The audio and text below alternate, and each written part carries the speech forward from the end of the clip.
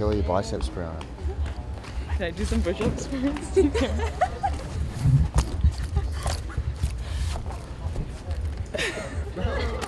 No, I agree. Go use the plus, but I have the bum back. Oh, this is why we keep her around. There we go. I think like Adele actually, like a lot of female athletes could look to what she's doing. Like she's created like this phenomenal brand for herself. I think she shows up to every event like a professional athlete should, both in like her preparation for the actual event and kind of like the eyes that she brings to the sport. And I think she's going to continue to do so throughout her career. She's obviously, her grappling is like super exciting. For her match tonight, honestly, like I think it could go so many ways. I have a prediction I wrote in my phone because I think she's going to finish that way. But I just want to be able to tell her, Coach, I told you so if I'm right. And then if I'm wrong, I'm just going to delete the note. But yeah, honestly, phenomenal grappling, phenomenal person. So. Blue Powerade is the other superstition. It needs to be blue. It has to be the blue one. It has to be full sugar. It can't be Gatorade. It has to be Powerade. And some places don't have, like some places prefer Gatorade over Powerade, so we have to like drive around sometimes and go to the different like service stations and things like that. But Blue Powerade, that's the only correct color. It's the only correct flavor. Blue Bolt, I think it is. And what about your nails? When do you do them?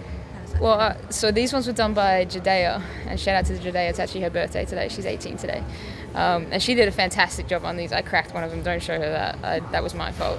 She did an amazing job, and then I got in for my partner Nev, my left hand. But yeah, I just keep adding to the superstitions, and that's dangerous because then I have to do, instead of like 5 things, I got to do 15 things before I compete.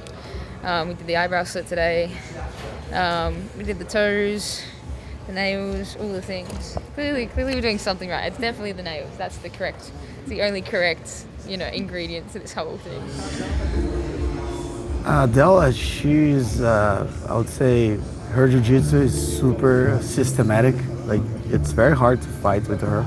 I know that when the opponents switch, it's kind of like, I would say, you have to think about the strategy and all that. You prepare for one opponent, but then like when switch like that, you feel like a little confused. But I think the way she trains, the way she fights, she's ready for anyone. So I think that shows that she wants to be the best, and not only be the best, but she wants to maintain herself as the best in the world. Tonight I'm going to be facing Adele Fornarino. She's 2-time ADCC champion, and I believe this is her first time coming down to 115, which is my normal weight class, so I'm super excited to be fighting her at my weight, and we're fighting for the 115-pound title tonight.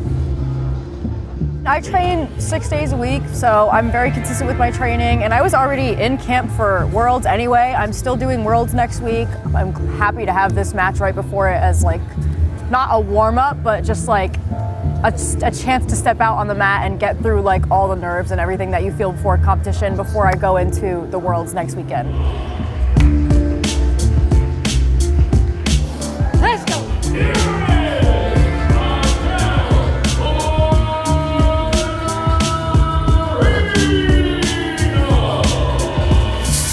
Adele Fornarino bringing that daddy energy back to the Who's Number One stage.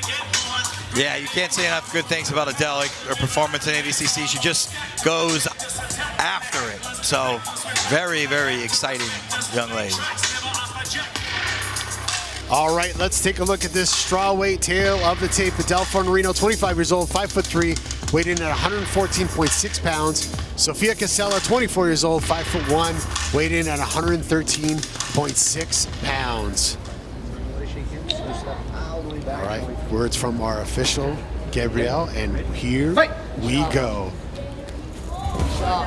No coincidence, both sitting immediately, looking to attack the legs.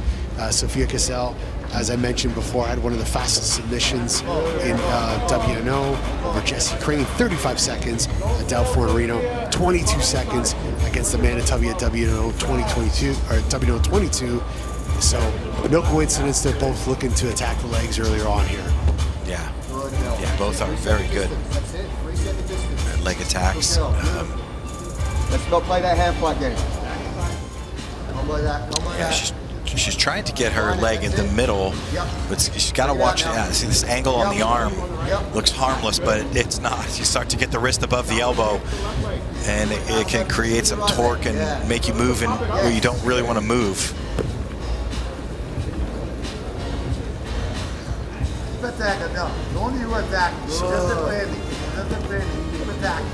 Stop!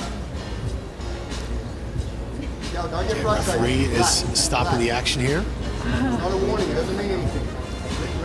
Yeah, you know, I think that was proper. Just letting them know, hey guys, you know, we got to make some commitments here. We saw a lot of movement, but no real actual, you know, attempts. Yeah, it's tough because there's a lot. There is a lot going on. There's a nice little pummel. She's got a foot on the outside, but there's a lot going on with the pummeling. But just because when you pummel and you're pummeling and you're pummeling, you just keep negating each other, so it looks like nothing's happening. But there's actually so much going on. Sophia with the left leg over the shin there, trying to get it to the inside. And really well. Reading through it.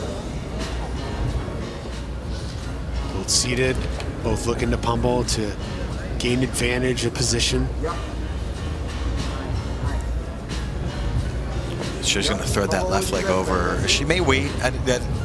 Adele might wait to thread the left leg over till she sees some more space underneath that, in between the elbow and the body, but I believe she's going to loop that leg over. Now she's on her leg attack here. Adele's got the foot trap. She's attacking. She's got a nice bite on that ankle. Sophia using it to get up, but Adele went belly down for a sec. She's rolling out.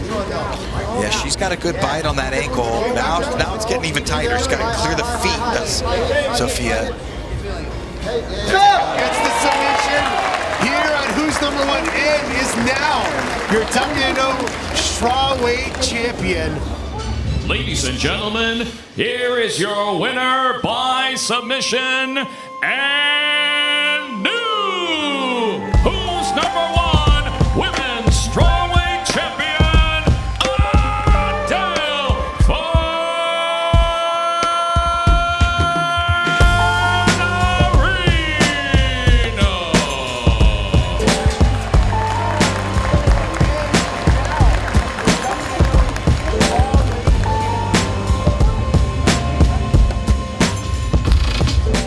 I feel like I've worked really hard towards all the things that I've achieved this year. I feel like the training camps, the hard work, the dedication, the dieting, the putting the team together is all kind of fitting quite well. It's all resulting in really good results, but also like how I feel out there is I feel very like evolved. I feel very next level to what I was a few years ago. I say this every time, it takes a village. It really does take a village. It's not just me out there, it is the entire team who put in countless time and energy and effort into what you guys actually see out there in the 4.5 minutes in those matches. Like it's a process, and I'm so grateful for the people I have around me.